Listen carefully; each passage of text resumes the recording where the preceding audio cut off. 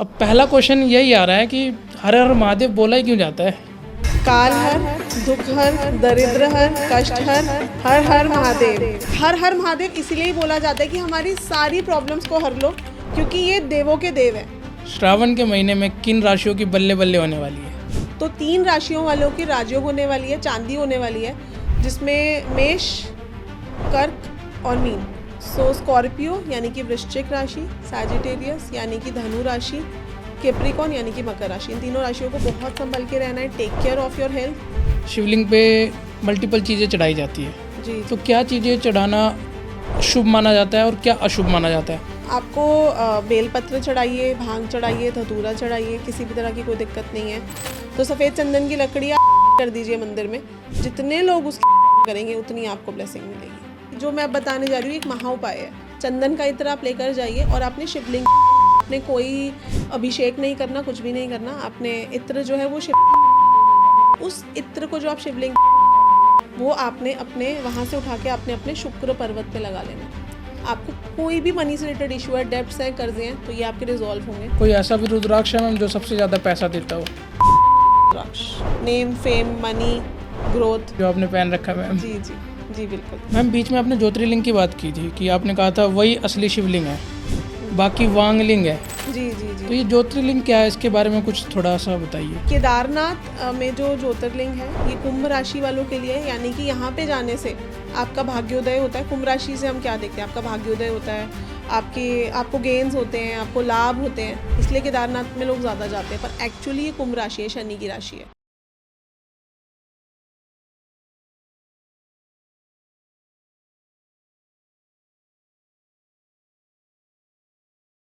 दोस्तों स्वागत है आपका आज के नए पॉडकास्ट में। आज है हमारे साथ डॉक्टर साधन गुलाटी जी, जो कि एक एस्ट्रोलॉजर है और इनकी प्रिडिक्शन बहुत ज़्यादा सच होती है। सारी प्रिडिक्शन आज तक सच हुई है इनकी। प्लेन क्रैश इन्होंने प्रिडिक्शन पहले कर दिया था। तो आज हम बेसिकली बात करने वाले हैं भोलेनाथ की। सावन का महीना आने वाला है, तो हम मैम से बात करेंगे राशियों, कौन कौन सी राशियों के राजयोग बन रहे हैं, कौन कौन सी राशियों के धनयोग बन रहे हैं। तो आज सारी बातें होने वाली है साधन मैम के साथ। Thank you so much for coming ma'am, आखिरकार आप आई गए। हर हर महादेव। हर हर महादेव मैम। तो मैम जैसे आपने हर हर महादेव बोला, अब पहला क्वेश्चन यही आ रहा है कि हर हर महादेव बोला ही क्यों जाता है? काल हर, दुख हर, दरिद्र हर, कष्ट हर, हर हर महादेव। पार्वती पत्ये नमः। सो अब भोलेनाथ जैसे नाम ही इनका ऐसा है, तो ये हर हर महादेव इसीलिए बोला जाता है कि हमारी सारी प्रॉब्लम्स को हर लो, क्योंकि ये देवों के देव हैं। जैसे हम बोलते हैं कि देव, ही इज़ नॉट ओनली देव। देव कौन होते हैं? अग्निदेव, पृथ्वी देव, वायु देव, बुध देव, जो जैसे प्लैनेट्स के देव होते हैं वो देव होते हैं। और ये भगवान है। ये 3 ही भगवान हैं, ब्रह्मा, विष्णु, महेश, और बाकी सब देव होते हैं। तो ये इसीलिए इनको देवों के देव, महादेव बोला जाता है, क्योंकि ऑर्डिनरी सिर्फ देव नहीं है, वो भगवान है। भगवान अगर हम बोले तो भ से भूमि, ग से गगन, आ की मात्रा मतलब अग्नि, व से वायु, न से नील यानी कि पानी। 5 तत्वों को जो हमारे बैलेंस करते हैं वो भगवान होते हैं। तो महादेव वो भगवान है जो हमारे सारे एलिमेंट्स को बैलेंस करते हैं, और जितने भी देव हैं ये सब इन्हीं के अधीन है। महादेव को प्रसन्न करना आसान है? नाम ही उनका भोलेनाथ है। सो आप देखो जितने भी दानव हैं उनको भी अगर कुछ चाहिए होता था तो वो महादेव को ही प्रसन्न करते थे। क्या महादेव को उनकी मंशा पता नहीं होती थी? फिर भी वो उनसे प्रसन्न होकर उनको वरदान दे देते थे। सो महादेव को तो प्रसन्न करना सबसे आसान है। ठीक है मैम, जैसे अब सावन का महीना आने वाला है जी।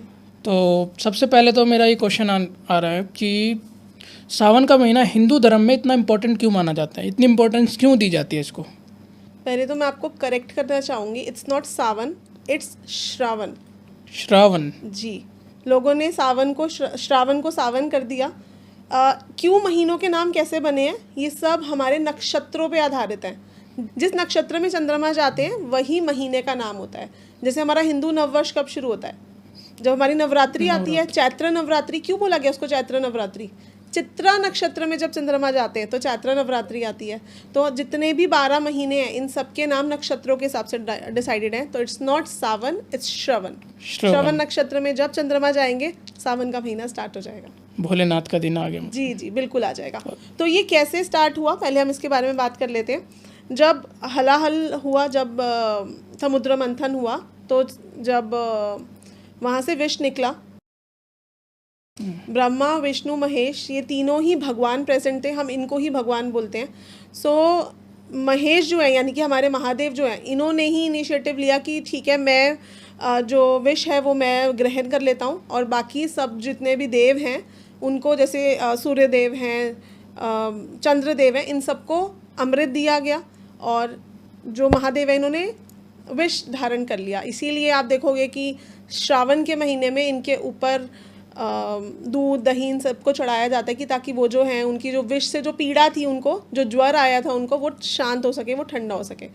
तो जो विष्णु जी हैं इनके ऊपर कार्य करता है सृष्टि का, लेकिन ये देव शयनी एकादशी जिस दिन होती है, ये पृथ्वी का भार महादेव के ऊपर छोड़कर निद्रा में चले जाते हैं 4 महीने के लिए। जो देव उठनी एकादशी से ये आएंगे वापस। तो यहाँ पर इस महीने में जो है ये भोलेनाथ के ऊपर पूरी सृष्टि का कार्यकर्ता होते हैं।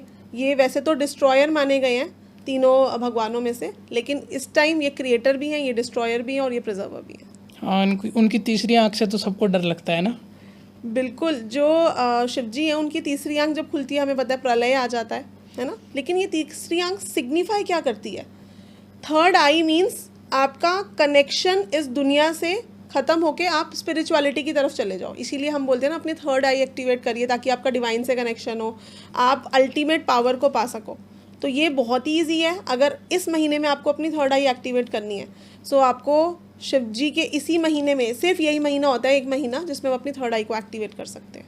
ओके, ये स्टार्ट कब से हो रहा है मैम? श्रावण, जैसे आपने बोला श्रावण का महीना स्टार्ट होने जा रहा है 11 जुलाई से। अमावस्या से बिगिन होगा ये, और पहला हमारा श्रावण का सोमवार पड़ेगा 14 जुलाई को, दूसरा 21 को, तीसरा 28 को और चौथा 4 को। 9 अगस्त को श्रावण की पूर्णिमा के साथ, रक्षाबंधन के त्यौहार के साथ ये महीने का समापन होगा। ओके, मतलब इसमें 4 सोमवार पड़ रहे हैं। 4 सोमवार पड़ रहे हैं इस बार। जैसे मैम आपने बताया भोलेनाथ को प्रसन्न करना बहुत आसान है जी, तो कोई श्रावण के महीने में कोई ऐसा विशेष उपाय, कोई भी राशि, मतलब जेनरिक रेमेडी कह सकते हैं जिससे ना भोलेनाथ प्रसन्न जल्दी हो जाए? मैं बहुत सारी अलग अलग रेमेडीज़ भी दूंगी, लेकिन कॉमन रेमेडी जो हर एक को करनी ही चाहिए, दैट इज़ पंचामृत आपको बनाना है। मैंने देखा है लोग दूध की थैली, लोग दही, पता नहीं क्या क्या शिवलिंग के ऊपर चढ़ा रहे होते हैं, विच इज़ अल्टीमेटली नाली में जा रहा है। सो आपको पंचामृत बनाना है और वो आपको शिवलिंग पे चढ़ाना है, जिसमें आपको गंगा जल लेना है। गंगा जल नहीं है तो आप अपने घर का वाटर लीजिए, उसमें आपको 1 चम्मच दूध, 1 चम्मच दही, 1 चम्मच घी, 1 चम्मच शहद, 1 चम्मच चीनी, इन 5 चीज़ों से आप ये पंचामृत बनाएंगे, अपने घर से बना के ले जाएंगे और ये आपको शिवलिंग पे अर्पण करना है। इंस्टेड कि आप बहुत सारे दूध दही उड़ेल दीजिए, इससे बेटर आप ये सब दान कर दीजिए किसी फीमेल को, बिकॉज चंद्रमा जो है एक फीमेल प्लैनेट है, फीमेल्स को दान करने से वैसे भी ब्लेसिंग मिलती है। So instead of doing this आपको पंचामृत का ही उपाय कर लेना है। मतलब जो दूध दही ये सब चढ़ा रहे हैं गलत नहीं, इसके अलावा आपको बिल्व पत्र ज़रूर चढ़ाना है शिव जी को, क्योंकि बिल्व पत्र जो है ये बहुत प्रिय है, अति प्रिय है शिव जी को बेल पत्र। आदित्य वर्णे तपसो अधि जातो वनस्पति वृक्षवत बिल्लवः, यानी कि अगर भोलेनाथ को पेड़ों में कुछ प्यारा है तो वो बिल्व पत्र है। सो अगर आप अपने घर में भी, अगर आपको लगता है, क्योंकि स्थितियाँ अच्छी नहीं हैं, मैं नहीं कहती कि आप किसी भी रिलीजियस प्लेस पे जाइए, आप अपने घर के पास मंदिर में जा सकते हैं, नहीं जा सकते आप घर बैठ के पूजा करिए, क्योंकि मैं यही बात मानती हूँ कि शिव हमारे अंदर ही है, हम सबके अंदर है वो शिव। तो आप घर बैठ के भी पूजा कर सकते हैं। आप एक बेलपत्र का अपने घर पौधा लगाइए और उसके अंदर आप छोटे से शिवलिंग को स्थापित कर लीजिए, और आप इसकी सेवा करोगे तो भी आपको भोलेनाथ की ब्लेसिंग मिल जाएगी। या फिर आप किसी मंदिर के आसपास, जैसे सपोज करो आपके चार्ट में कालसर्प दोष है, वैसे तो 12 तरह के कालसर्प होते हैं, लेकिन अगर आपके चार्ट में किसी भी तरह का कालसर्प दोष है तो आप श्रावण के महीने में किसी भी शिव मंदिर के पास बेलपत्र का प्लांट लगा दीजिए। जितने लोग उस बेलपत्र को शिवलिंग पे चढ़ाएंगे उतनी ब्लेसिंग आपको मिलेगी। तो ये आपको हर सोमवार कर देना है, किसी भी मंदिर के बाहर लगा दीजिए। हम जैसे आपने बताया घर में बेलपत्र का पौधा और शिवलिंग रख ले, तो ये करना ठीक है? घर में शिवलिंग रख सकते हैं? शिवलिंग देखिए, एक्चुअली तो ये ज्योतिर्लिंग होते हैं, जहाँ पर शिवलिंग जो है, एक्चुअल शिवलिंग जो है वो ज्योतिर्लिंग में होता है। बिल्कुल भी वो शिवलिंग के आधार का नहीं होता, शिवलिंग की शेप का नहीं होता। वो पत्थर के रूप में शिवलिंग थे जिनको हमने शेप दी आज, और जो मंदिरों में हमें शिवलिंग दिखते हैं that is not Shivling, that is Wangling. और जो घर में रखते हैं, हम जो अपने घर में रखते हैं दैट इज़ ऑल्सो वांगलिंग। शिवलिंग क्या है, मैं आपको इसकी थोड़ी सी हिस्ट्री बताती हूँ पहले। शिवलिंग का मतलब होता है, काफ़ी सारे लोग इसको शिव जी के लिंग से कनेक्ट करते हैं। Actually it's not Shivling, it is pulling या स्त्रीलिंग, हमने बचपन में भी पढ़ा था। और ये ज्योति का प्रतीक है, यानी कि जब ब्रह्मा और विष्णु में थोड़ा सा कॉन्वर्सेशन चला था कि कौन महान है, तो ब्रह्मा चले गए थे ऊपर स्पेस में ढूंढने के लिए कि कौन महान है, और विष्णु जो है ये धरती के नीचे चले गए थे डीप वाटर में, क्योंकि वो उनका असली जो घर वहाँ पे है।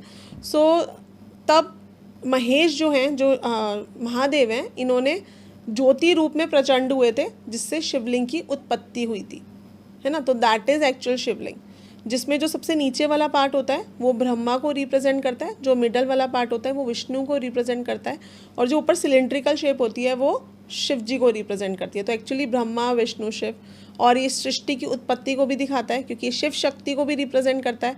जो नीचे जहाँ पर जब हम पानी डालते हैं, जो इकट्ठा होता है जहाँ पर, दैट इज़ नोन एज शक्ति, और जिसके ऊपर हम दूध दही चढ़ा रहे हैं दैट इज़ शिव। ओके। सो ये शिव शक्ति का सिंबल है। ये किसी भी तरह से किसी का लिंग नहीं है, ये अल्टीमेट पावर है और इटर्निटी से ये कनेक्टेड है। ओके।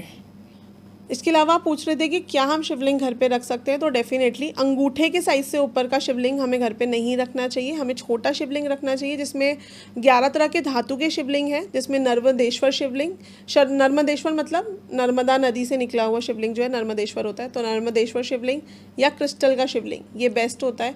इसे कोई भी रख सकता है, इसके कोई साइड इफ़ेक्ट्स नहीं है, पर आपको छोटे साइज़ का रखना है। आप डेली उसको पंचामृत से नहलाइए, उसके ऊपर पीला चंदन लगाइए, और उसको बेलपत्र से आपको ढक के रखना है।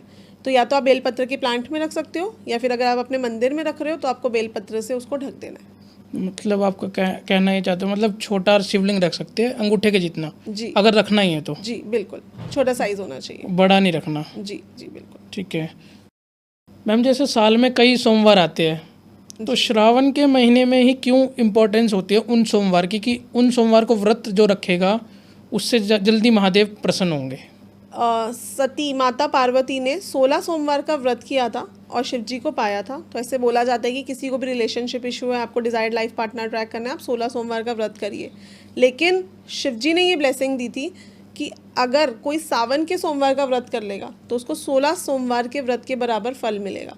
मतलब जैसे अब 4 सोमवार है, आपको 16 सोमवार आप नहीं कर सकते, आप ये 4 सोमवार व्रत करिए। व्रत आप नहीं कर सकते तो आप नॉनवेज अवॉइड करिए, कोशिश करिए प्याज लहसुन अवॉइड करें, और सनराइज़ तक, मतलब सनसेट तक आप कोशिश करिए कि नमक ग्रहण ना करें। एक टाइम आप खाना खा सकते हो, इसको भी हम फास्टिंग बोलते हैं। अच्छा, जरूरी नहीं कि पूरे दिन भूखे रहना है ना? जी जी जी, फलाहार कर सकते हैं। फलाहार कर सकते हैं। मैम जैसे आपने प्याज लहसुन का भी मना कर दिया, तो हर कोई तो ये कर नहीं सकता, मतलब क्यों करना चाहिए प्याज लहसुन? क्यों हर किसी को, मतलब जो व्रत नहीं कर रहा उसको भी छोड़ना चाहिए? जी, प्याज लहसुन एक्चुअली तामसिक फूड में आ जाता है। अगर हम बात करें कि प्याज लहसुन को क्यों अवॉइड कराया जाता है, जैसे आपने सुना होगा नवरात्रि में भी ऐसा बोला जाता है, और एक धर्म है जैनिज़्म जिसमें तो प्याज लहसुन कंज्यूम ही नहीं करते। तो ऐसा इसलिए करा जाता है क्योंकि जब समुद्र मंथन पे मैं फिर से आ जाती हूँ, जब समुद्र मंथन हुआ था और सभी देवताओं को अमृत पिलाया जा रहा था ताकि वो अमर हो जाएं, क्योंकि जितने भी राक्षस प्रवृत्ति के, मतलब जितने भी राक्षस होते हैं ये देवताओं को बहुत ज़्यादा परेशान करते थे। सो उनको अमृत पिलाया जा रहा था कि वो सब जो हैं ये अमर हो जाएं। तो वहाँ पर स्वर भानु राक्षस जो है वो भेष बदल के आके बैठ गया था देवता के रूप में, और जो मोहिनी रूप में विष्णु जी सबको अमृत का सेवन करा रहे थे, तो उन्होंने उनको भी करा दिया था। लेकिन जो सूर्य देवता और चंद्र देवता के बीच में बैठा हुआ था वो, तो उन्होंने पहचान लिया कि ये तो दानव है, ये राक्षस है, ये वो नहीं है, देव नहीं है। तो उन्होंने उनको विष्णु जी को उसी टाइम बताया कि ये तो दानव है, आपने इनको पिला दिया। विष्णु जी ने इमीडिएटली उनका सर काट दिया कि भाई अंदर इसके अमृत ना चला जाए, पर एक बूंद तो जा ही चुकी थी मुंह में। तो जब सर काटा गया तो सर की जो उस दानव की जो खून के रक्त हैं, एक से प्याज बना और एक से लहसुन बना। सो इसीलिए Okay. प्याज और लहसुन को तामसिक प्रवृत्ति का माना जाता है, क्योंकि वो राक्षस के खून से बना था। अच्छा। हाँ, नो डाउट, ऐसा नहीं है कि अब कोई राक्षस है तो उसके पास कोई पावर्स नहीं होंगी। इसलिए आप देखोगे कि अगर किसी भी पर्सन को कैंसर हो जाता है तो उनको लहसुन की फलियां पहना दी जाती हैं। किसी भी पर्सन को बहुत ज़्यादा धूप गर्मी लगती है तो बोला जाता है कि प्याज ज़्यादा खाइए। तो ऐसा नहीं है कि ये हमें खाने ही नहीं चाहिए, पर क्योंकि हमारी तामसिक प्रवृत्ति को बढ़ाते हैं और इन दिनों में हमें सात्विक रहना चाहिए ताकि हम जो अपना ध्यान है वो मंत्र में लगा सके, पूजा में लगा सके, स्पिरिचुअलिटी में लगा सके, इस वजह से मना किया जाता है। अदरवाइज़ किसी भी तरह की प्रॉब्लम नहीं है प्याज लहसुन खाने में। मैम, ये जो श्रावण का महीना चल रहा है, शिवलिंग पे मल्टीपल चीज़ें चढ़ाई जाती है, जी तो क्या चीज़ें चढ़ाना शुभ माना जाता है और क्या अशुभ माना जाता है? आपने पंचामृत की तो बात करी थी, उसके अलावा भी हम क्या कर सकते हैं? मैंने देखा है कि बहुत सारे लोग तिल चढ़ा रहे होते हैं, बहुत सारे लोग सिंदूर चढ़ा रहे होते हैं। तो फिर से अगेन मैं वही बात बोलूँगी कि शिवलिंग पे चढ़ाने से अच्छा, मतलब मैं ना बहुत लॉजिकली चीज़ों को फॉलो करती हूँ क्योंकि मैंने बहुत रिसर्च करी है इस फील्ड पे। शिवलिंग पे चढ़ाने से अच्छा अगर हम यूनिवर्स के उन प्राणियों को खिला दें, है ना, ताकि हमें 100 टाइम्स रिटर्न होके मिले, तो तिल या चीनी या कुछ भी वहाँ पे चढ़ाने से अच्छा मैं आपको एक मिक्सचर बता देती हूँ जो आप चींटी के होल पे डालोगे। चींटी पाताल के वो प्राणी है जो आपकी हर प्रॉब्लम को पाताल तक ले जाएंगे, वापस नहीं आएगी। जैसे हम कालसर्प दोष की बात कर रहे थे, तो कालसर्प दोष का उपाय सिर्फ और सिर्फ श्रावण के महीने में करा जाता है। ठीक है, तो आपके चार्ट में कालसर्प दोष है, पितृ दोष है, या किसी भी तरह की ब्लॉकेजेस रहती हैं, आपको बहुत ज़्यादा आप कर्जे में हो, तो ये उपाय कोई भी कर सकता है। किसी भी तरह का ग्रह देखने की ज़रूरत ही नहीं है। आपको एक मिक्सचर बना लेना है जिसमें आपको लेना है आटा, बताशा, काले तिल, सफ़ेद तिल। इसका मिक्सचर बना के रख लीजिए। आप मॉर्निंग वॉक पे जाते हो, नहीं जाते हैं, आपके घर के आसपास कोई गार्डन है या पीपल का पेड़ है, आप एक मुट्ठी डाल के आ जाइए, नमः शिवाय चैंट करते हुए, आपकी हर तरह की प्रॉब्लम दूर होगी। ये श्रावण के महीने में ही करना है? जी, ये पूरे श्रावण के महीने में अगर आपने 1 महीना कर लिया तो बहुत अच्छी बात है, नहीं तो सोमवार के सोमवार तो ये सभी को करना है। ठीक है। और मतलब आपने वो नहीं बताया मैम क्या चढ़ाना चाहिए, ये तो बताया क्या अवॉइड करना चाहिए। हाँ, आपको बेलपत्र चढ़ाइए, भांग चढ़ाइए, धतूरा चढ़ाइए, किसी भी तरह की कोई दिक्कत नहीं है। या फिर आप एक सफ़ेद चंदन की लकड़ी ये आप मंदिर में रख दीजिए। जितने भी लोग उस सफ़ेद चंदन, जैसे घिसी जाती है जब चंदन की लकड़ी और भोलेनाथ का श्रृंगार करा जाता है उससे, तो सफ़ेद चंदन की लकड़ी आप दान कर दीजिए मंदिर में। जितने लोग उसकी पूजा करेंगे उतनी आपको ब्लेसिंग मिलेगी। उसके अलावा मैं डिफरेंट प्रॉब्लम्स के लिए बता देती हूँ कि हमें क्या मंदिर में दान करना चाहिए। शिवलिंग पे मैंने देखा है कि लोग बहुत सारी चीज़ें चढ़ा रहे होते हैं, दूसरा जना फिर ऐसे फेंक के फिर दूसरी चीज़ें चढ़ा देता है। तो इससे बेटर मैं आपको बता रही हूँ कि आपको क्या दान करना चाहिए अपनी प्रॉब्लम के हिसाब से। अगर आपको स्टेबिलिटी इश्यूज़ रहते हैं, आपको लगता है मेरी लाइफ में मैं कोई भी प्रोफेशन करूँ मैं स्थिर नहीं रह पाता उस प्रोफेशन में, तो आपने देखा होगा आसन जिस पे बैठकर पूजा करी जाती है, लोग शिवलिंग के पास बैठकर आसन के मंत्र जाप कर रहे होते हैं। आप ऐसा आसन दान कर दीजिए मंदिर में। जितने लोग उस आसन पे बैठेंगे उतनी आपको ब्लेसिंग मिलेगी।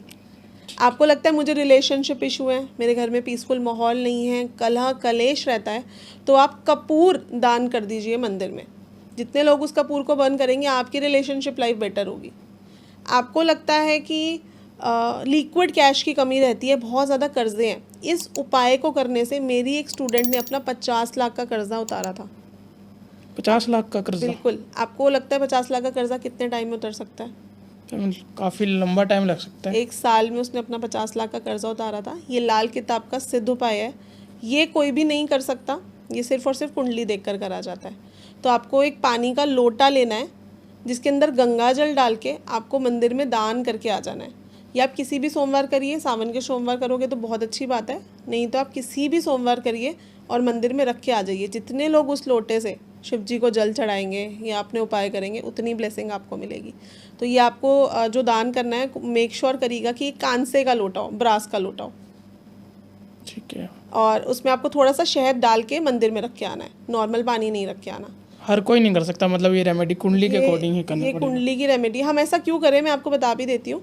लाल किताब शास्त्र जो है इसमें गुरु को बहुत ज़्यादा महत्व दिया गया है, क्योंकि गुरु के पास ना हमारी कुंडली के पैसे के, वेल्थ के सारे हाउसेस गुरु के पास हैं। दूसरा भाव हम धन से देखते हैं जो संचित धन होता है। 5वां भाव हम देखते हैं कि हमारे बिजनेस में हमें प्रमोशन कब मिलेगा, कब हम कुछ नया ऐड ऑन करना है, तो हम 5वें भाव से देखते हैं।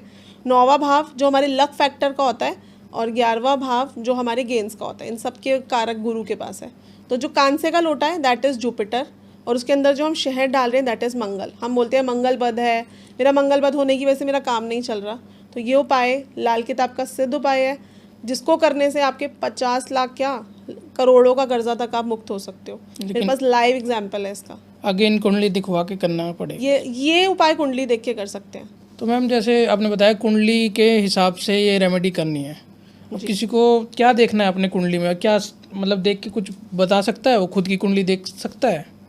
बिल्कुल, लाल किताब एक सिद्ध शास्त्र है। अगर मैं एस्ट्रोलॉजी की बात करूं तो एस्ट्रोलॉजी में बहुत सारी ब्रांचेस हैं, बहुत सारी रूट्स हैं, जिनको सीखने के लिए हमको बहुत सालों की रिसर्च चाहिए।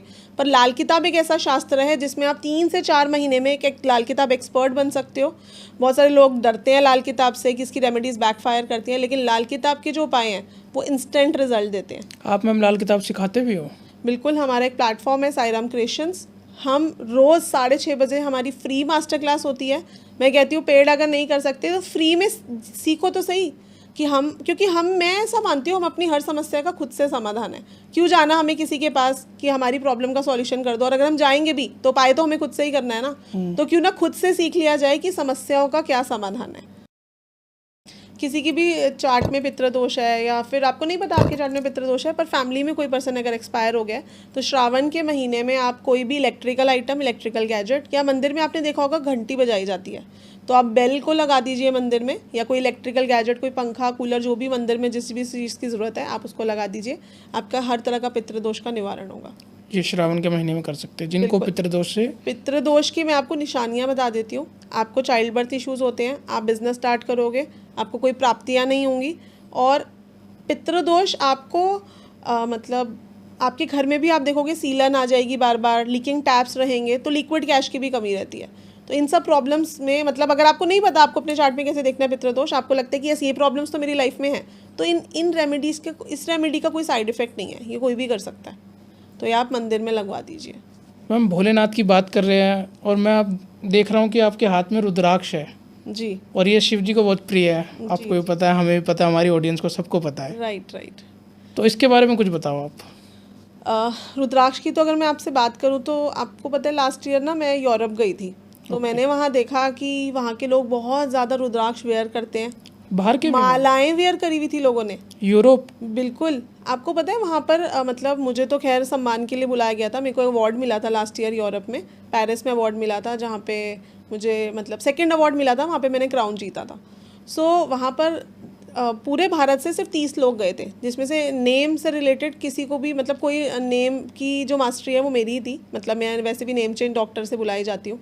सो वहाँ पर मैंने देखा कि जितने भी यूरोप के लोग हैं, जब मैं भाषण दे रही थी ना, जब मैं स्पीच दे रही थी अपनी, मैं इंग्लिश में दे रही थी क्योंकि मुझे लगा कि शायद उनको इंग्लिश समझ में आती है। आपको पता है उन्होंने एक ट्रांसलेटर बिठाया हुआ था, उनको इंग्लिश भी समझ में नहीं आती, दे ओनली नो फ्रेंच और जो भी उनकी लैंग्वेज होती होगी।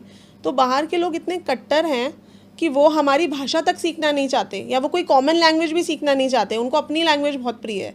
और हमें सीखनी है फॉरेन की लैंग्वेज, हमें बनना है वेस्टर्न, हमें वेस्टर्न साइंस बहुत ज़्यादा प्रिय है। तो हमें वहाँ से जाके मुझे ये सीख मिले कि we should get back to our culture, we should get back to our Sanatan, our Hinduism. और वो लोग हमारे कल्चर को बहुत ज़्यादा लाइक करते हैं। वो लोग हमारे रुद्राक्ष, क्रिस्टल्स, वहाँ पे इतने ज़्यादा, अज़रबैजान में तो क्रिस्टल्स ही क्रिस्टल्स थे, वो लोग इतना फॉलो करते हैं हमारे कल्चर को। और हमें तो ब्लेसिंग है महादेव की, हम मतलब I am proud to be a Hindu, तो हमें तो ब्लेसिंग है महादेव की, और हमें ज़रूर इसको धारण करना चाहिए। और जब हम रुद्राक्ष धारण करते हैं ना, तो हमारी हर प्रॉब्लम का यहाँ से सॉल्यूशन होता है। मैम जैसे मैं देख रहा हूँ अपने हाथ में भी पहन रखा है, गले में भी धारण कर रखा है। जी। और कितने मतलब रुद्राक्ष, एक व्यक्ति कितने रुद्राक्ष धारण कर सकता है? रुद्राक्ष हमें सबको पता है कि शिव जी के अश्रु से निकले थे, और जब वो अश्रु जब ज़मीन पे गिरे थे तो रुद्राक्ष की फॉर्म में बने थे। हाँ जी। शिव जी को पता था कि जब कलयुग आएगा तो यहाँ पर बहुत ज़्यादा कल्चर्स को फॉलो नहीं करा जाएगा, बहुत ज़्यादा प्रॉब्लम्स आएंगी, क्योंकि लोग जो हैं ये पाप ज़्यादा करेंगे, पुण्य कम करेंगे। तो उन्होंने पहले से ही हमारे लिए ऑल्टरनेटिव बना दिया है ना। लेकिन जो ये रुद्राक्ष है, पहले तो ये ओरिजिनल है या नहीं है आपको ये पता होना चाहिए, क्योंकि अगर रुद्राक्ष हल्का है, यानी कि आप इसको वाटर टेस्ट कर सकते हो, अगर ये पानी में तैरता है तो मतलब वो नकली है, अगर ये सिंक कर जाता है तो मतलब ये असली है। क्योंकि अंदर अगर इसके खोखला है ना, इसका मतलब वो असली रुद्राक्ष नहीं है, भद्राक्ष होता है। भद्राक्ष जी। और अगर बात करूँ कि रुद्राक्ष कितने होते हैं, तो 1 से 14 मुखी रुद्राक्ष होते हैं, 14 से 21 मुखी रुद्राक्ष 1% है, अवेलेबल ही नहीं है। जितनी भी रुद्राक्ष की फसल होती है 50% तो 5 मुखी रुद्राक्ष होते हैं, 20% आपको मिलेंगे 1 से 8 मुखी रुद्राक्ष, एक भी नहीं, 1 मुखी रुद्राक्ष भी अवेलेबल नहीं है, 2 से 8 मुखी रुद्राक्ष, और बाकी 9 से लेके 9 से लेके 14 मुखी रुद्राक्ष जो हैं ये कम 4 या 5% ही अवेलेबल है। सो बहुत ज़्यादा अवेलेबिलिटी नहीं है रुद्राक्ष की, इसलिए आपको ओरिजिनल रुद्राक्ष अगर मिलता है तो आपको ज़रूर वेयर करना चाहिए। डिफरेंट प्रॉब्लम्स के लिए वेयर किया जाता है। आपने कौन कौन से पहने हुए, कौन से मुखी है ये? मैंने 12 मुखी और 5 मुखी वेयर किया हुआ है, और जो मैंने जो गले में वेयर किया हुआ है ये हम विद्या बंद है। ये हमने कॉम्बिनेशन ऑफ रुद्राक्ष बनवाया हुआ है, जिसमें 2 4 मुखी रुद्राक्ष है, 5 8 मुखी रुद्राक्ष है और एक 6 मुखी रुद्राक्ष है। ये सब डिफरेंट चीज़ों के लिए वेयर किया जाता है। मैं आप बता भी देती हूँ क्या इनका सिग्निफिकेंस होता है। किसी को भी रिलेशनशिप इशू है अगर, तो वो 2 मुखी रुद्राक्ष वेयर करे, बिकॉज इसको अर्धनारीश्वर का रुद्राक्ष बोला जाता है। किसी भी पर्सन को अग्नि से बहुत भय रहता है, या जैसे आजकल आप देख रहे हो कि अग्निकांड बहुत ज़्यादा हो रहे हैं, एक्सीडेंट्स की प्रॉब्लम रहती है, माँ दुर्गा की अगर आपको ब्लेसिंग चाहिए, मंगल अगर आपका मूलांक या भाग्यांक है, हम इसको न्यूमरोलॉजी से भी कनेक्ट कर सकते हैं। तो अगर आपका मूलांक भाग्यांक अगर 9 है, मूलांक या भाग्यांक, श्रावण में सभी को अपने मूलांक या भाग्यांक का रुद्राक्ष ज़रूर वेयर करना चाहिए श्रावण के महीने में। जी बिल्कुल। तो अगर आपका 9 मूलांक है या भाग्यांक है तो आप 3 मुखी या 9 मुखी रुद्राक्ष वेयर कर सकते हो। 2 मुखी अगर आपका 2 है मूलांक या भाग्यांक तो 2 मुखी रुद्राक्ष धारण कर सकते हो। 4 मुखी जो रुद्राक्ष होता है ये आपका फोकस लेकर आता है। अगर आपका लैक ऑफ फोकस रहता है, जैसे 4 नंबर वालों का ये बहुत जल्दी हो जाता है, तो 4 नंबर वालों को 4 मुखी रुद्राक्ष धारण करना चाहिए। 5 नंबर वालों को गणेश रुद्राक्ष धारण करना चाहिए। ये बहुत ही स्पेशल रुद्राक्ष होता है, और ये हर तरह की ब्लॉकेजेस, आपको बिजनेस में प्रॉब्लम आ रही है, आप गणेश रुद्राक्ष धारण कर सकते हो। 6 नंबर वालों को 6 मुखी रुद्राक्ष वेयर करना चाहिए, रिलेशनशिप के लिए होता है। 7 नंबर वालों को 7 मुखी रुद्राक्ष, या फिर किसी की शनि की 7.5 चल रही है वो भी 7 मुखी रुद्राक्ष वेयर कर सकते हैं, क्योंकि लॉर्ड कार्तिकेय को ये रुद्राक्ष जो है ये डेडिकेटेड है। सो स्पेशल ब्लेसिंग है इस रुद्राक्ष को, ब्लॉकेजेस रिमूव होती हैं, डिलेज रिमूव होते हैं। आपको लगता है आपको किसी ने ब्लैक मैजिक कर दिया, आपको बार बार नज़र लग जाती है, और आपकी लाइफ में इनफाइनाइट वेल्थ अगर आपको अट्रैक्ट करनी है तो 8 मुखी रुद्राक्ष बेस्ट है, क्योंकि ये 8 नंबर वालों के लिए, शनि प्लैनेट के लिए, जो बहुत टेस्ट लेते हैं और फिर देते हैं हमें, तो 8 नंबर वाले इसको वेयर करें ज़रूर। उसके अलावा 10 मुखी रुद्राक्ष, किसी को बहुत ज़्यादा हेल्थ इश्यूज़ रहते हैं, किसी को बहुत ज़्यादा ऐसे रहता है कि वेदर चेंज होते ही खांसी ज़ुकाम हो जाए, तो वो 10 मुखी रुद्राक्ष वेयर कर सकते हैं। 10 महाविद्या की ब्लेसिंग, और जुपिटर प्लैनेट से रूल होते हैं, तो 3 नंबर वाले 10 मुखी रुद्राक्ष वेयर कर सकते हैं। किसी को नेम फेम चाहिए तो वो 12 मुखी रुद्राक्ष वेयर करे। पॉलिटिशियंस वेयर करते हैं इस रुद्राक्ष को, जैसे आपने मेरे से पूछा था तो मैंने ये 12 मुखी रुद्राक्ष ही धारण किया हुआ है। हाँ, थोड़ा अलग सा लग रहा है मैम ये देखने में। जी जी जी, मैंने देखा नहीं है ऐसा रुद्राक्ष। तो ये नेम फेम ये सब नेपाली रुद्राक्ष है। अगर आप बड़ा साइज़ का रुद्राक्ष वेयर करते हो वो नेपाली होते हैं, और जो छोटे साइज़ के रुद्राक्ष होते हैं वो इंडोनेशियन होते हैं। तो नेपाली रुद्राक्ष का सबसे बेस्ट रिजल्ट है। ओके, रुद्राक्ष, नेपाली रुद्राक्ष का इंडिया में नहीं होते मैम रुद्राक्ष? इंडिया में रुद्राक्ष होते हैं, बट बहुत कम, बहुत लिमिटेड एरियाज़ में होते हैं। नेपाल का जो क्लाइमेट है वो बहुत ज़्यादा सूट करता है रुद्राक्ष की फसल के लिए, तो ज़्यादातर जो पूरी फसल है वो नेपाल से ही आती है। नेपाल या इंडोनेशिया, यहाँ के क्लाइमेट्स बहुत सूटेबल हैं रुद्राक्ष की फसल के लिए। और मैम जो नॉनवेज वगैरह खाते हैं उनको रुद्राक्ष पहनना चाहिए? हाँ, ये अच्छा क्वेश्चन पूछा आपने। कई लोग ये भी पूछते हैं कि क्या रात को सोते समय हमें रुद्राक्ष उतार देना चाहिए। तो सबसे पहली बात, अगर आप नॉनवेज खाते हो आपको रुद्राक्ष बिल्कुल भी वेयर नहीं करना। अगर आप फिजिकल रिलेशन के टाइम पे रुद्राक्ष वेयर नहीं करना, बाकी हम किसी भी केस में रुद्राक्ष वेयर कर सकते हैं। इवन सोते समय भी हम रुद्राक्ष वेयर कर सकते हैं। आजकल ये बड़ी प्रॉब्लम है कि एंग्जाइटी है, रात को नींद नहीं आ रही है ना, तो उस केस में सबसे बेस्ट रुद्राक्ष वर्क करता है 5 मुखी। 5 मुखी? जी बिल्कुल। एंग्जाइटी, स्ट्रेस, एंग्जाइटी, नींद नहीं आ रही तो आप 5 मुखी रुद्राक्ष वेयर करें। इंडो नेपालियन बीट 5 मुखी रुद्राक्ष बेस्ट वर्क करता है। कोई ऐसा भी रुद्राक्ष है मैम जो सबसे ज़्यादा पैसा देता हो? 12 मुखी रुद्राक्ष, नेम फेम मनी ग्रोथ सब कुछ देता है। जो आपने पहन रखा है मैम? जी जी जी बिल्कुल। सो जैसे मैं बात कर रही थी कि 5 मुखी रुद्राक्ष कोई भी वेयर कर सकता है। इसके लिए ना ही आपको कुंडली देखनी है, ना आपको अपना डेट ऑफ बर्थ देखना है। जैसे मुझे डिवाइन कॉल्स आती हैं, मैं सोच रही हूँ हम अपने ऑडियंस को, हम अपने व्यूअर्स को एक ऑफ़र दे देते हैं। हमारा डेली जैसे मैंने बोला 6:30 हमारी फ्री मास्टर क्लास होती है। आप हमारी कम्युनिटी का लिंक लगा देना, वहाँ पे हम कुछ लोगों को फ्री में देने वाले हैं 5 मुखी रुद्राक्ष इस श्रावण के महीने में। जी बिल्कुल। हमारे इंडो नेपालियन बीड्स हैं काफ़ी, मतलब आप देखो कि 50% फसल जो रुद्राक्ष की होती है ना वो 5 मुखी रुद्राक्ष की होती है। पर इसका ओरिजिनल कैसे पता चले, तो जितने भी लोग हमारी कम्युनिटी ज्वाइन करेंगे हम कुछ सिलेक्टेड लोगों को देने वाले हैं 5 मुखी रुद्राक्ष। तो लेट्स सी किस पर भोलेनाथ की कृपा होगी जिनको ये 5 मुखी रुद्राक्ष मिल जाएगा। मैं भी ज्वाइन होऊंगा मैम फिर तो। जी बिल्कुल, फॉर श्योर। ठीक मैम, जैसे आपने शिवलिंग पे उपाय बताए क्या क्या चढ़ाने से प्रसन्न होते हैं भोलेनाथ जी, कोई मंदिर ही नहीं जा पा रहा, किसी के पास टाइम नहीं है, तो कुछ ऐसा चैंट कर सकता है वो मंत्र, या कुछ आपके पास ऐसा उपाय है जो मतलब घर पे बैठे बैठे या फिर ऑफिस में बैठा हुआ है तो वो कर सके इस श्रावण के महीने में? इस महीने का नाम ही श्रावण है। श्रावण मतलब सुनना। अगर आप मंत्र सुन भी लेते हो तो भी आपको ब्लेसिंग मिलती है। तो आप चैंट करने से सोचो आपको कितनी ब्लेसिंग मिलेगी। मंत्र सुनने से ही ब्लेसिंग मिलेगी? बिल्कुल। तो आप सुन लीजिए या चैंट करिए। 2 मंत्र हैं जो बहुत ही पावरफुल है, बहुत इफेक्टिव है। एक है पंचाक्षरी मंत्र जिसका कोई साइड इफेक्ट नहीं है, कोई भी चैंट कर सकता है, दैट इज नमः शिवाय। 5 शब्दों की संधि से बना है, न म शिवाय, इसलिए इसको पंचाक्षरी मंत्र बोला जाता है। तो नमः शिवाय अगर आप सिर्फ चैंट कर लेते हो तो आपको आधी से ज़्यादा ब्लेसिंग्स तो वहीं से मिल जाएंगी। या फिर एक तांत्रिक मंत्र है, दैट इज महामृत्युंजय मंत्र। ठीक है। आप देखोगे कि किसी भी पर्सन को हेल्थ इशू होता है तो महामृत्युंजय का जाप करा दिया जाता है और पर्सन हेल्थ इशू से रिकवर होता भी है। ये तांत्रिक मंत्र है मैम? जी बिल्कुल। ठीक है। और महामृत्युंजय को चैंट करने का सही विधि मैं बता देती हूँ।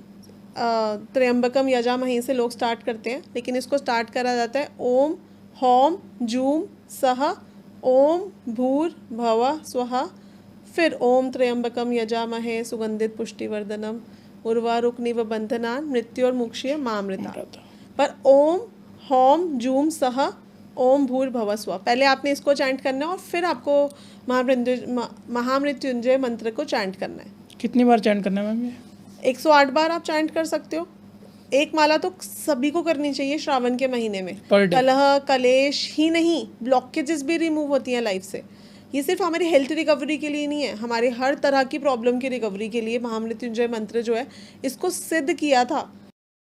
तो शुक्राचार्य जो है इनको जब पढ़ाई के लिए भेजा गया अंग्रेज ऋषि के पास, तो उनके पुत्र थे बृहस्पति, जिनको वो ज़्यादा प्रेफरेंस देते थे और शुक्राचार्य को इम्पोर्टेंस नहीं दी जाती थी, जिसकी वजह से शुक्राचार्य जो है बहुत ज़्यादा ऑफेंड हो गए और इनको ज़्यादा नॉलेज थी, उल्टा बृहस्पति से ज़्यादा नॉलेज थी, क्योंकि शुक्राचार्य जो है ये तामसिक चीज़ें भी ग्रहण करते थे, तो इस वजह से इनकी ऊर्जाएं बहुत हाई थी। तो इन्होंने अपने आप को सुपर्ब दिखाने के लिए महामृत्युंजय मंत्र को सिद्ध किया था। और जब इन्होंने महामृत्युंजय मंत्र को सिद्ध किया तो इनको दैत्यों का गुरु घोषित कर दिया गया। विष्णु जी के द्वारा इनकी माता को बहुत ज़्यादा हानि पहुंची थी, क्योंकि वो देवताओं को, वो दानवों को सपोर्ट करती थी, तो इसलिए इन्होंने महामृत्युंजय सिद्ध करा और अपनी माता जी को खुद से, मतलब मौत के मुंह से बाहर निकाल के लाए थे ये। तो जब इनकी माता जी का निधन हो गया था तो ये बहुत ज़्यादा परेशान हो गए थे कि अब मुझे क्या करना चाहिए। तो इन्होंने फिर महामृत्युंजय मंत्र को सिद्ध करा। इन्होंने 10 लाख मंत्र जाप करे थे इसी श्रावण के महीने में, और शिव जी ने प्रसन्न होकर इनको इसके वरदान दिया था कि जो भी इस मंत्र को सिद्ध कर लेगा उसकी अकाल मृत्यु नहीं होगी। इसकी बहुत सारी स्पिरिचुअल ब्लेसिंग्स भी हैं, अकाल मृत्यु से बचाता है और ब्लॉकेज से भी बचाता है। तो अगर कोई इसको चैंट नहीं कर सकता, सपोज़ कोई पर्सन को बहुत ज़्यादा हेल्थ इशू है, बेड पे है, कुछ नहीं कर सकते, तो आपको क्या करना है, आपको अपनी एक पासपोर्ट साइज़ फ़ोटो लेनी है और महामृत्युंजय की टेप आती है, आप महामृत्युंजय की टेप के ऊपर फ़ोटो को लगा दीजिए और नॉर्थ ईस्ट में इसको रख दीजिए बजने के लिए। 24/7 ये बजता रहे, तो उस पर्सन की हेल्थ में रिकवरी होती है। हमारी एक स्टूडेंट ने इस उपाय को किया था और उनके मामा जी वेंटिलेटर पे थे और 3 दिन में वेंटिलेटर से वो नॉर्मल रूम में शिफ्ट हो गए थे। मैम बीच में आपने ज्योतिर्लिंग की बात की थी कि आपने कहा था वही असली शिवलिंग है, बाकी वांगलिंग है। जी जी जी। तो ये ज्योतिर्लिंग क्या है, इसके बारे में कुछ थोड़ा सा बताइए। अब आप देखिए कि 12 राशियां हैं और 12 ही ज्योतिर्लिंग हैं, ज़्यादा भी हो सकते थे, कम भी हो सकते थे। तो हर एक राशि को ब्लेसिंग देने के लिए शिव जी ने अपनी उस डिवाइन ऊर्जा को, यानी कि कहते हैं कि शिव जी की ज्योति से बना है जो जितने भी ज्योतिर्लिंग हैं, 12 ज्योतिर्लिंग हैं, तो उसकी ब्लेसिंग के लिए बहुत सारी प्लेसेस पे अपनी समझ लीजिए अपनी ज्योति को स्थापित करा है। वो असली ज्योतिर्लिंग है। इनकी सबके पीछे एक एक स्टोरी है। जैसे मैं एक स्टोरी बता देती हूँ। मल्लिकार्जुन जैसे ज्योतिर्लिंग है, भगवान कार्तिक और गणेश जी को जब माता पार्वती और शिव जी ने बोला कि चलो देख तुम पूरी पृथ्वी का ब्रह्मांड का चक्कर मार के आओ, जो पहले आ जाएगा हम उसी को घोषित करेंगे राजा।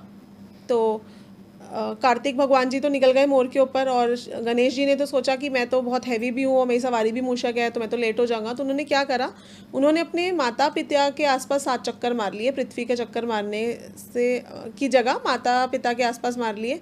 और जब तक कार्तिकेय जी वापस आए तब तक जो गणेश जी हैं उनका राजाभिषेक हो चुका था। रिद्धि सिद्धि उनके साथ बैठी हुई थी, तो उनको देखकर बड़ा गुस्सा आया कि अच्छा ये कैसे मेरे से पहले वापस आ गया, या ये इतनी जल्दी वापस आ गया कि इनके तो फैमिली भी बन गई है। तो वो नाराज़ होके मल्लिकार्जुन जाके बैठ गए थे अपने माता पिता से नाराज़ होके। फिर उनके माता पिता उनको मनाने गए वहाँ पर, तो ऐसे मल्लिकार्जुन ज्योतिर्लिंग की स्थापना हुई। तो ऐसे हर एक ज्योतिर्लिंग की स्थापना के पीछे स्टोरी है। हमारा पॉडकास्ट बहुत बड़ा हो जाएगा, कभी फिर इस पे बात करेंगे, लेकिन हर एक राशि के लिए एक ज्योतिर्लिंग है। तो मतलब श्रावण में वो वहाँ जा सकते हैं? जी बिल्कुल। उनको मतलब धन लाभ, हेल्थ इशू, रिलेशनशिप इशू सब खत्म हुई, हर तरह की प्रॉब्लम के लिए हम जा सकते हैं। तो जैसे या तो आप अपने सन साइन के हिसाब से इसको फॉलो कर सकते हो, या फिर कुंडली के हिसाब से फॉलो कर सकते हो। जैसे हमारी कुंडली में एक 9वां भाव होता है जो हमारे लक को एनहेंस कराता है, तो वही भाव होता है, उस भाव में जो राशि है या तो आप उसके ज्योतिर्लिंग पे चले जाइए, या फिर आपका जो सन साइन है आप उसके हिसाब से जा सकते हैं। जैसे आपका जो बर्थ होता है नाम के हिसाब से ना?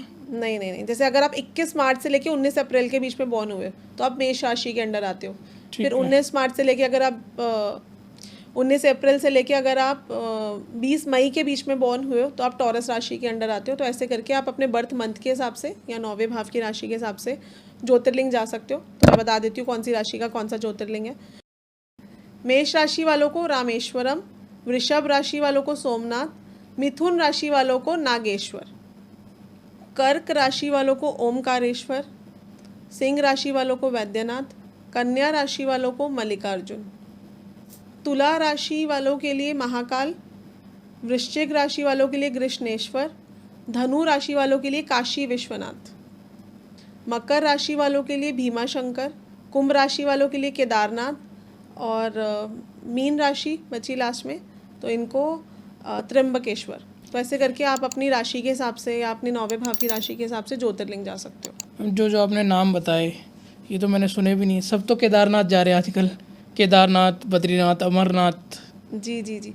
केदारनाथ में जो ज्योतिर्लिंग है ये कुंभ राशि वालों के लिए है, यानी कि यहाँ पे जाने से आपका भाग्योदय होता है। कुंभ राशि से हम क्या देखते हैं, आपका भाग्योदय होता है, आपको गेन्स होते हैं, आपको लाभ होते हैं, इसलिए केदारनाथ में लोग ज़्यादा जाते हैं। पर एक्चुअली ये कुंभ राशि है, शनि की राशि है। तो ये जितने भी ज्योतिर्लिंग हैं इन सबके पीछे स्टोरीज हैं। जैसे रामेश्वरम का खुद राम जी ने स्थापित किया था जब उनको लंका जाना था, है ना। तो 2 ज्योतिर्लिंग तो रावण की वजह से ही स्थापित हुए हैं, और हम तो रावण को दैत्य समझते हैं, पर रावण से बड़ा ज्ञानी कोई नहीं था। आपको पता है रावण ने जब कैलाश उठा लिया था तो जो हमें जो शिव स्तोत्रम मिलता है ना, शिव तांडव स्तोत्रम है, ये रावण की वजह से ये मिलता है। उन्होंने इसकी हुंकार लगाई थी और तभी वो कैलाश को उठा पाए थे। तो ये सब बहुत पावरफुल स्तोत्र हैं। हाँ, स्टोरी तो मैम लंबी है, तो हमारा पॉडकास्ट छोटा पड़ जाएगा इसके लिए। जी। तो हमारी ऑडियंस वेट कर रही है राजयोग के बारे में, धन योग के बारे में। श्रावण के महीने में किन राशियों की बल्ले बल्ले होने वाली है? अगर हम बात करें कौन सी राशि के लिए राजयोग बनने वाला है, तो थोड़ा सा मैं बात करना चाहूँगी कि कैसी स्थितियाँ बन रही हैं आगे जाके, क्योंकि आप भी जैसे देख रहे हो कि बहुत अच्छा तो नहीं जा रहा। 6 महीने बीत चुके हैं इस साल के और बहुत एडवर्स स्थितियाँ हैं। सो अब अगर हम जुलाई के महीने की बात करें, श्रावण आने वाला है, भोलेनाथ का महीना आने वाला है, और कॉस्मिक एनर्जीज़ बहुत हाई होंगी, कॉस्मिक ऊर्जाएं बहुत हाई होंगी, लेकिन प्लानिटरी पोजीशंस बिल्कुल भी पॉजिटिव नहीं है। जो शनि ग्रह हैं ये वक्री होने जा रहे हैं, 16 जुलाई को ये वक्री हो जाएंगे। उसके अलावा बुध भी वक्री होने जा रहे हैं। नेपट्यून जो बहुत, जैसे अगर हम बोलते हैं कि शनि 2.5 साल में राशि परिवर्तन करते हैं, नेपट्यून 30 साल में राशि परिवर्तन करते हैं। तो ये तीनों ग्रह युति बनाने वाले हैं फिर से, जो 29 मार्च को हुआ था ये फिर से होने वाला है। तीनों ग्रह युति बनाएंगे कुंभ राशि में, और हम फिर से बड़े बड़े डिजास्टर्स होते हुए देखेंगे। मतलब जैसे अभी प्लेन क्रैश हुआ है जी, वैसे डिजास्टर और भी हो सकते हैं। बिल्कुल। जुलाई की फर्स्ट वीक में आप देखोगे कि किसी भी शहर में, जैसे कौन कौन सी कंट्रीज़ इसके लपेटे में आने वाली है मैं आपको बता देती हूँ। चाइना, जापान, इंडोनेशिया, वियतनाम और इंडिया के जितनी भी कोस्टल रीजन्स हैं जैसे असम, जैसे केरला, यहाँ पर सुनामी आने के बहुत बड़े चांसेस हैं। और सुनामी भी कैसे सुनामी, जिसमें बहुत जन माल की हानि हो। इस साल आप देखोगे जितने भी इवेंट्स हैं ना, जहाँ पर ज़्यादा लोग इकट्ठे होंगे ना, वहाँ पर तो दुख का माहौल होगा ही होगा।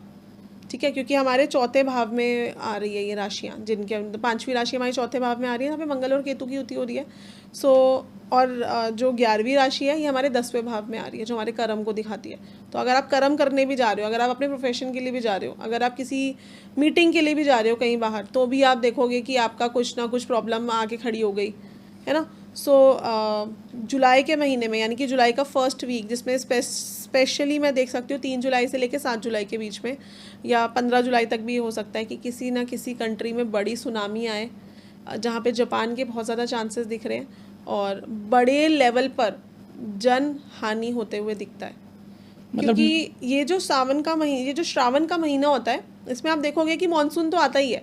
कैसे देखा जाता है, जैसे सूर्य जैसे ही आर्द्रा नक्षत्र में एंटर करते हैं, श्रावण का महीना स्टार्ट हो जाता है। तभी से पता चलता है कि अच्छा इस साल की मानसून कैसी आएंगी, सूर्य कितनी डिग्री पे हैं, कौन से प्लैनेट के साथ युति बना रहे हैं। इन्हीं से मानसून डिसाइड होती है, क्योंकि हम तो ज्योग्राफिकल फैक्टर्स नहीं देखते, हम तो नक्षत्रों के हिसाब से गणना करते हैं। पहले नक्षत्रों के हिसाब से गणना करी जाती थी, कोई डिवाइसेस नहीं हुआ करते थे। तो इस बार जैसे ही सूर्य आर्द्रा नक्षत्र में आए हैं, तो हर साल आते हैं वो तो, है ना। लेकिन इसी साल क्यों इतने डिजास्टर्स हो रहे हैं, क्योंकि सूर्य तो आर्द्रा नक्षत्र में है, लेकिन गुरु भी आर्द्रा नक्षत्र में है, जो राहु का नक्षत्र है। और राहु इस टाइम बहुत बलवान है ना, कुंभ राशि में है। और जब इसको शनि ज्वाइन कर लेंगे और नेपट्यून ज्वाइन कर लेंगे, तो आप खुद सोचिए कि कैसा डिजास्टर ये करने वाले हैं। 29 मार्च को ये हुआ था और 22 मई को हमें क्या घटना दिखी थी, पहलगाम की घटना दिखी थी। ये होने जा रहा है, फिर से होने जा रहा है जुलाई के फर्स्ट वीक में, और 15 जुलाई तक यहाँ पे भी हमें कोई डिजास्टर होता हुआ नजर आने वाला है। क्या मतलब ये कह नहीं सकते इंडिया में होएगा, कहीं भी हो सकता है। जो आपने शहरों के नाम बताए, इंडिया के कोस्टल कंट्री के, हिमाचल, जितने भी माउंटेन रीजन्स हैं, वहाँ पर आप देखोगे बादल फट जाए, धरती जो है ये हिल जाए, ट्रेमर्स आ जाएं, भूकंप आ जाए, ज़मीन फटे, दरारें आ जाएं ज़मीन में, ये हमको होता हुआ दिखेगा। मानसून में वैसे ये हर साल होता है, लेकिन जन हानि, माल हानि, धन हानि इस साल ज़्यादा होगी। एडवर्स सिचुएशंस होंगी इस साल। तो मैम इतनी सारी राशियाँ, तो फिर किसी के लिए भी अच्छा नहीं जाएगा ये? नहीं, ये तो हम बात कर रहे थे मुंडेन एस्ट्रोलॉजी की। अगर हम बात करें पर्सनल की, तो जिस राशियों के पहले 5वें या 9वें भाव में ये योग बनेगा, क्योंकि सैटर्न रेट्रोग्रेड होंगे और मर्क्यूरी के साथ कॉम्बिनेशन बताएंगे, तो ये राजयोग भी क्रिएट करता है, जो एक तरह से राजयोग क्रिएट करता है। जब भी शनि और बुध की युति भी किसी के चार्ट में होती है ना, तो हम बोलते हैं भाई राजयोग लेके पैदा हुआ है ये पर्सन। तो 3 राशियों वालों की राजयोग होने वाली है, चांदी होने वाली है, जिसमें मेष, कर्क और मीन, इन तीनों राशियों के लिए बहुत पॉजिटिव होने वाला है श्रावण का महीना। जी, श्रावण का महीना कह सकते हैं इनके लिए धन की बारिश हो सकती है। बिल्कुल, धन की बारिश होगी, रुके हुए काम बनेंगे इनके। और साथ ही साथ अगर हम तुला राशि को देखें, तो तुला राशि के लिए भी अच्छा पॉजिटिव टाइम है। पर 3 राशियों को बहुत ज़्यादा सावधान रहना है in terms of health, in terms of मतलब कोई आप नया स्टेप मत लीजिएगा इस महीने में। जैसे जो बिजनेस चल रहा है उसको चलने दीजिए, कोई बिजनेस ग्रोथ, कोई एक्सपेंशन नहीं करनी। ठीक है। स्कॉर्पियो यानी कि वृश्चिक राशि, सैजिटेरियस यानी कि धनु राशि, कैप्रिकॉर्न यानी कि मकर राशि, इन तीनों राशियों को बहुत संभल के रहना है। Take care of your health. और बाकी तो सभी राशियों के लिए एवरेज सही जाएगा ये महीना। तो जो आपने 3 राशियाँ बताई थी जिनके लिए धन वर्षा, कौन सी थी मैम? एक तो मेष, कैंसर, पाइसेस। ठीक है, इन 3 के लिए आने वाला श्रावण का महीना बहुत अच्छा जाने वाला है, मतलब इनकी बल्ले बल्ले होने वाली है। जी, बिल्कुल। कोई कोर्ट केस, लिटिगेशन या फॉरेन के लिए अप्लाई कर रहे थे, कर्क राशि वालों के लिए ज़्यादा पॉजिटिव दिखता है। अच्छा, कर्क राशि वालों के लिए ज़्यादा पॉजिटिव है ये। जी। जो 2 राशि आपने बताई, उससे ज़्यादा इफेक्ट कर्क राशि वाले को पड़ेगा। अच्छा इफेक्ट मतलब हम कह सकते हैं। जी। वैसे तो 6ठे और 12वें घर इनके एक्टिवेट हो रहे हैं, लेकिन कोई किसी भी तरह के से हमारे हिडन एनिमीज बन जाते हैं, कोई लिटिगेशन चल रहा था, कोई हेल्थ इशू था, तो वो रिजॉल्व होगा इनका, क्योंकि यहाँ पर शनि बैठ के राजयोग बनाने वाले हैं। जैसे मेष राशि वालों का आप देख रहे होगे कि 12वें भाव में शनि आए हुए हैं, तो बहुत ज़्यादा खर्चे बढ़े हुए होंगे, या फिर अनहिडन एक्सपेंसेस होंगे।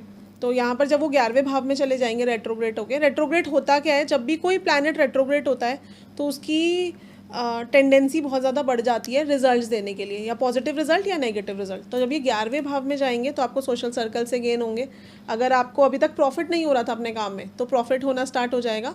बट आपको अपने बड़े भाई या आपके कोई भी ऐसा है एल्डर है आपकी फैमिली में, उनकी हेल्थ का ध्यान रखना है। बाकी पैसे के लिए अच्छा रहने वाला है मेष राशि के लिए। कर्क राशि के लिए अगर हम बात करें तो अष्टम भाव एक्टिवेट था, जो दिखाता है कि बार बार रीस्टार्ट करना पड़ रहा होगा। जब से ये मार्च के महीने में शनि आए हैं तो इनके अष्टम भाव में हो रहा था, तो ये सप्तम में चले जाएंगे। सो अगर कोई बिजनेस पार्टनरशिप थी, कोई फॉरेन से रिलेटेड था, रोज़मर्रा की इनकम ये आपकी बढ़ जाएगी, तो सेविंग्स भी होनी स्टार्ट हो जाएंगी कर्क वालों के लिए जी। अब हमारी पाइसेस मीन, और अगर हम मीन राशि की बात करें तो इनके लगन में बैठे हुए थे शनि, तो जो लगन में बैठ के बहुत ज़्यादा डिलेज दे रहे होंगे, तो जब इनके शनि रेट्रोग्रेड होंगे और लगन से हटेंगे तो इनकी कोई भी अगर हेल्थ इशू हो रहा था या डिलेज हो रहे थे, ब्लॉकेजेस आ रही थी, तो वो सब रिमूव होंगी। मैम ये तो आपने अच्छे के लिए बता दिया 3 राशियाँ, किनको ज़्यादा प्रभाव पड़ेगा, मतलब गलत प्रभाव? सबसे ज़्यादा अगर मैं प्रॉब्लम देखूँ तो स्कॉर्पियो वृश्चिक राशि वालों के लिए, कि वैसे भी इनको बहुत अननेसेसरी फियर्स रहते हैं माइंड में। अगर हम वृश्चिक राशि की बात करें, वैसे भी इनको बहुत ज़्यादा अननेसेसरी फियर्स रहते हैं माइंड में, किसी भी चीज़ का नेगेटिव पहले सोचते हैं, पॉजिटिव बाद में सोचते हैं।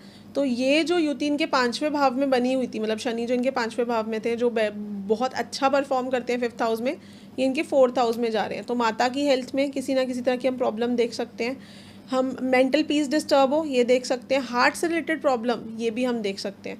हार्ट से रिलेटेड तो सभी को बहुत ज़्यादा ध्यान रखना है, स्पेशली स्कॉर्पियो वालों को, क्योंकि इनके 4th हाउस में शनि आने वाले हैं। और वैसे भी अगर शनि 4th हाउस में होते हैं तो ऐसे लोगों को हार्ट इश्यूज़, बीपी प्रॉब्लम्स जिनके परमानेंटली हैं अगर 4th हाउस में, तो या तो इनके जब ट्रांजिट में आएंगे 4th हाउस में तो इनको ये सब प्रॉब्लम्स बढ़ सकती हैं। वहीं अगर हम धनु राशि की बात करें तो धनु राशि के 6ठे भाव में थे शनि, जो 5म भाव में आ जाएंगे। सो यहाँ पर अगर किसी तरह की ग्रोथ, अगर फैमिली ग्रोथ भी अगर सोच रहे थे करने का, या फिर कोई मैरिज या इस तरह के बंधन करने का सोच रहे थे, लव मैरिज में भी आप देखोगे कि ब्रेकेज आ जाएगा। लव मैरिज से मैम, लव मैरिज के लिए जाने जाते हैं महादेव जी। अगर किसी को लव मैरिज की इशू आ रहा है, लव मैरिज का, तो उसके लिए कुछ उपाय कर सकता है वो? अगर किसी को भी रिलेशनशिप इशू आ रहा है, आप ये किसी भी पर्सन के साथ कर सकते हो। आप स्पाउस के साथ कर सकते हो, आजकल तो बच्चों से नहीं बनती। आपने जिन 2 पर्सन के रिलेशनशिप इशू है, दोनों की फ़ोटो ले लेनी है, दोनों के फेसेस मिला देने हैं, रेड कलर की बॉली से उसको टाई कर देना है, मिट्टी का कुल्हड़ लेना है, उसमें डाल के श्रावण की बारिश का पानी भर देना है इसके अंदर, और घर के फ्रीज़र में रख देना है। फ्रीज़र में? फिर जो सोमवार आएगा आपने इस मटके को लेना है और आपने इसको किसी भी शिवलिंग पे चढ़ा के आ जाना है। वैसे भी अगर किसी भी पर्सन का भाग्य सोया हुआ होता है या फिर रिलेशनशिप इश्यूज़ आ रहे होते हैं, तो हम ये उपाय करवाते हैं उनको शिवरात्रि पे। हर महीने मासिक शिवरात्रि आती है तो हम उस पर ये उपाय कराते हैं। तो सावन के जितने भी सोमवार हैं ये शिवरात्रि के बराबर फल देते हैं। तो आप इस उपाय को करिएगा। जिनको भी बिजनेस प्रॉब्लम आ रही है या रिलेशनशिप इश्यूज़ आ रहे हैं या कंपैटिबिलिटी नहीं है फैमिली में, ये कोई भी कर सकता है। मैम पीछे आपके पॉडकास्ट मैंने देखे, आपके जैसे वॉर्स वगैरह की प्रेडिक्शन सही हुई थी जी। तो आगे अभी जैसे ईरान इजराइल के वॉर्स चल रहे हैं, जी जी जी, तो उसके लिए भी कुछ प्रेडिक्शन देना चाहोगे आप? ये वॉर थमने वाली नहीं है। अगर मैं ईरान इजराइल की बात करूं, 16 जुलाई को जैसे मैंने बोला कि शनि रेट्रोग्रेड हो रहे हैं, नेपट्यून रेट्रोग्रेड हो रहे हैं, तो ये वॉर और भी ज़्यादा फियर्स फॉर्म लेगी, जिसमें बहुत सारी मिडल ईस्ट कंट्रीज़ आपको इन्वॉल्व होती हुई नज़र आएंगी, जिसमें अमेरिका जैसी कंट्री जिसको बाकी सब लोग लुकअप करते हैं किसी भी तरह प्रॉब्लम के लिए, अमेरिका पे बहुत बड़ी हानि होते हुए नज़र आती है। इवन मान हानि होती हुई नज़र आती है। अमेरिका पे कोई कलंक लगे, अमेरिका में डिसीजंस रॉन्ग हो जाए, जिसकी वजह से पूरी इकोनॉमी इफेक्ट होगी। तो ईरान इजराइल की वॉर जो है ये महायुद्ध का फॉर्म लेगी, ये थमने वाली नहीं है। मतलब आगे की प्रेडिक्शन आपकी ये है कि सितंबर के महीने में इसमें इंडिया भी इन्वॉल्व होगा, सितंबर के महीने में, जब इंडिया की मंगल की महादशा आएगी। क्योंकि इस बार अगर हम देखें तो हमारा वर्ष फल जो वर्ष कुंडली बनाई जाती है, वर्ष लगन और हमारा लगन दोनों सेम आ रहे हैं, और मंगल की महादशा आ रही है, और हमारे राजा की भी मंगल की महादशा चल रही है, मोदी जी की। 15 सितंबर के महीने में आप देखोगे हो सकता है इंडिया भी इस युद्ध में इन्वॉल्व हो जाए। इजराइल जी, के? जी बिल्कुल। Iran Israel. अमेरिका तो आपको बहुत जल्द इन्वॉल्व होता हुआ नजर आएगा। ओके। और मतलब हमारा इंडिया का दोबारा से पाकिस्तान के साथ हो सकता है युद्ध? हमारी नेबरिंग कंट्रीज़ बहुत ज़्यादा इस टाइम हाईलाइटेड है। अगर मैं गोचर की बात करूं तो तो हमारा ये पाकिस्तान के साथ तो दोबारा से युद्ध होता हुआ तो मैं नहीं बोल सकती, लेकिन हमारी नेबरिंग कंट्रीज़ इसमें इन्वॉल्व हो जाएं, जैसे चाइना, जापान, पाकिस्तान, ये इस युद्ध में इन्वॉल्व हो जाए, या यहाँ पर कोई बहुत ज़्यादा प्राकृतिक आपदा आ जाए जिसकी वजह से जन हानि दिखती है, क्योंकि खप्पर योग बन रहा है, खप्पर योग में जन हानि होती है, ब्लड लॉस होता है। तो ये 23 जुलाई से लेकर 28 जुलाई के बीच में जब ये युति बहुत स्ट्रांग हो जाएगी, बहुत दोनों क्लोज आ जाएंगे, तो मेरी तो बहुत ज़्यादा, मैं चाहती हूँ मेरी ये प्रेडिक्शन रॉन्ग हो जाए, पर कीपिंग माई फिंगर क्रॉस्ड अच्छा नहीं दिखता। जैसे शिवरात्रि आने वाली है, उसके लिए कुछ जेनरिक रेमेडी जिससे मतलब उससे धन लाभ हो, सक्सेस मिले उनको, जो महाशिवरात्रि मतलब शिवरात्रि वाले दिन करे। वैसे ये महाशिवरात्रि नहीं होती, पर इस महाशिवरात्रि जितना ही यहाँ फल मिल सकता है, क्योंकि जो मैं अब बताने जा रही हूँ एक महा उपाय है। हम शिव जी की अगर बात करें तो आपने कभी शिव जी की प्रतिमा को देखा है तो वो ओम स्वरूप में है ना। शिव जी के 4 हाथ दिखाए गए हैं, जिसमें एक हाथ में उन्होंने डमरू पकड़ा हुआ है। डमरू क्या रिप्रेजेंट करता है, अगर हम डमरू को टिल्ट कर दे तो वो इन्फिनिटी को रिप्रेजेंट करता है। शिवरात्रि वाले दिन आप अपनी मिडल फिंगर पे इन्फिनिटी का साइन बना लीजिए। ओके। डमरू इन्फिनिटी को, और डमरू यही रिप्रेजेंट करता है कि डमरू का कोई अंत नहीं है, ऊपर से भी सेम शेप है, नीचे से भी सेम शेप है, बीच में टिल्ट हो रहा है। तो अगर आप इसको देखो तो ये इन्फिनिटी दिखा रहा है। तो एक हाथ में शिव जी की अग्नि है, जो ये दिखाती है कि शिव जी जो है ये डिस्ट्रॉयर भी हैं। तो आप डरो बुरे कर्म करने से, तो आपको वैसे तो पूरे साल नहीं करने चाहिए, पर एटलीस्ट सावन के महीने में आप अच्छे कर्म करिए, झूठ मत बोलिए, किसी के साथ भेदभाव मत करिए, और जितना हो सके दान करिए। तीसरा जो हाथ है शिव जी का वो हमें आशीर्वाद दे रहा है, और जो चौथा हाथ है वो उनके पैर के पास आप देखोगे, जो वो तांडव उन्होंने पोज बनाया हुआ है पैर में, तो उसके पास जा रहा है, जो ये दिखाता है कि शिव जी के चरणों में ही मोक्ष है। ठीक है। तो जो शिवलिंग है मंदिर में वो शिव जी को साक्षात रिप्रेजेंट करता है। सो वहाँ पर आपको क्या करना है, आपको इत्र लेकर जाना है। आप कोशिश करिए, चंदन का इत्र सबसे बेस्ट है, शिव जी को बहुत प्रिय है। आप देखोगे कि चंदन का टीका लगाते हैं लोग, चंदन का इत्र आप लेकर जाइए और आपने शिवलिंग पे डाल देना। आपने कोई अभिषेक नहीं करना, कुछ भी नहीं करना, आपने इत्र जो है वो शिवलिंग पे डाल देना है, और उस इत्र को जो आप शिवलिंग पे डालोगे वो आपने अपने वहाँ से उठा के आपने अपने शुक्र पर्वत पे लगा लेना है। आपको कोई भी मनी से रिलेटेड इशू है, डेब्ट्स हैं, कर्जे हैं, तो ये आपके रिजॉल्व होंगे। तो ये आप सावन की शिवरात्रि पे करिए, ये आप श्रावण की शिवरात्रि पे करिए, और आप उसके बाद 5 शिवरात्रियाँ इसको कंटिन्यूसली करिए, आपको धन लाभ होना स्टार्ट हो जाएगा। एक बार मैम फिर से आप थोड़े छोटे वे में बता दीजिए। 23 जुलाई शाम को श्रावण की शिवरात्रि है। ये निश्चित काल मुहूर्त होता है जो बहुत ही ऑस्पिशियस होता है। तो 23 जुलाई की 7 बजे के बाद से आप इसको कभी भी उस उपाय को कर सकते हो। 24 जुलाई तक आपको चंदन का इत्र लेना है, जो आपको शिवलिंग के ऊपर डालना है, और फिर आपको उस इत्र को वहाँ से लेना है, क्योंकि वो शिवलिंग के ऊपर जब डल गया तो वो पवित्र हो गया, शिव जी की ब्लेसिंग आ गई उसमें। तो आपने उस इत्र को अपने शुक्र पर्वत पे लगाना है, और वहीं पे बैठ के आपने नमः शिवाय चैंट करना है। 108 बार कम से कम आप करिएगा, बाकी तो आपकी मर्जी है। क्योंकि जब ये निश्चित काल मुहूर्त होता है, जब महाशिवरात्रि होती है ना, उसमें भी एक निश्चित काल मुहूर्त आता है जिसमें हम पूजा करते हैं। तो ये निश्चित काल मुहूर्त है उस दिन का, और इस मुहूर्त को आपको हाथ से जाने देना है, इसलिए मैं इसको महाउपाय बोल रही हूँ। तो आप इस इत्र को अपने शुक्र पर्वत पे लगाइएगा। आपको शिव मुद्रा बना लेनी है, आपको अपने दोनों, आप 5 हाथ अपने ऐसे कर लेने हैं, शिव मुद्रा बना लेनी है, और नमः शिवाय का चैंटिंग कर लेना है। क्योंकि शिव महापुराण के 134वें अध्याय में लिखा हुआ है, एवं नाम नाम तिष्ठवा किम सत्यम करोति, यानी कि सिर्फ नाम जप करने से ही हमें बहुत ब्लेसिंग मिल जाती है। तो यहाँ पर तो हम नाम भी जप रहे हैं, और जो शक्ति हैं हम उनको भी अपने साथ इन्वोक कर रहे हैं।